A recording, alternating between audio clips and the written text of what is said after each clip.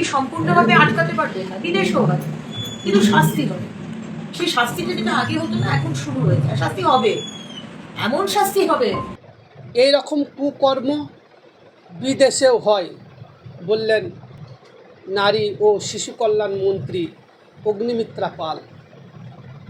উনি বললেন ধর্ষণের মতো একটা জঘন্য কাজ, এটা হচ্ছে সামাজিক ব্যাধি, এটাকে বন্ধ করতে পারবো না।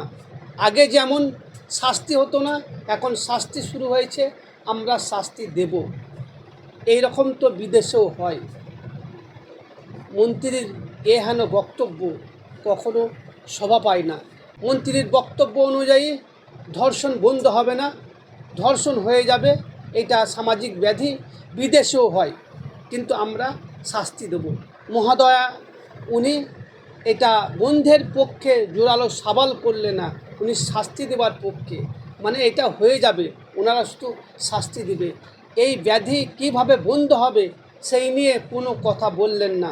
তিনি বললেন বিদেশে হয়। নিজেদের দোষ ঢাকতে বিদেশকে টেনে নিয়ে আসাটা কি যুক্তিযুক্ত? বিদেশে হয় বলে এখানেও হবে, বিদেশে এটা হয় বলে এখানেও হবে। এই রকম কুকর্ম বিদেশেও হয়। আগে শাস্তি হতো না, এখন শাস্তি শুরু হয়েছে, শাস্তি দেওয়া হবে। চলুন মন্ত্রী মহোদয়া কি বললেন আগে শুনুন, তারপর আলোচনা করছি। টাউনে আবার ধর্ষণের ঘটনা ঘটেছে, একজন গ্রেপ্তার হয়েছে। কি বলবেন, এই বারবার ঘটনা ঘটছে, এনকাউন্টারের পরেও মানে এই ধরনের এই সামাজিক ব্যাধি? সামাজিক ব্যাধি কিন্তু আমাদের সরকার আসার পর ধরা হয়েছে, শাস্তি হয়েছে, মেরে দেওয়া হয়েছে, বিচার হয়েছে প্রত্যেকটা ঘটনা। সে ফুটবল খেলতে গিয়ে গলা কেটে দেওয়া বলুন বা বারুইপুরে রেপ কেস। সুতরাং এখানে আপনি সম্পূর্ণভাবে আটকাতে পারবেন না, বিদেশেও হয়, কিন্তু শাস্তি হবে।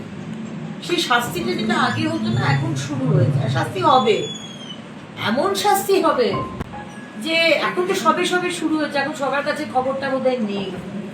খবরটা যারা যারা দুষ্কৃত তাদের কাছে পৌঁছে যাবে, তারাও সতর্ক হয়ে যাবে। আমারও কিন্তু নিস্তার নেই।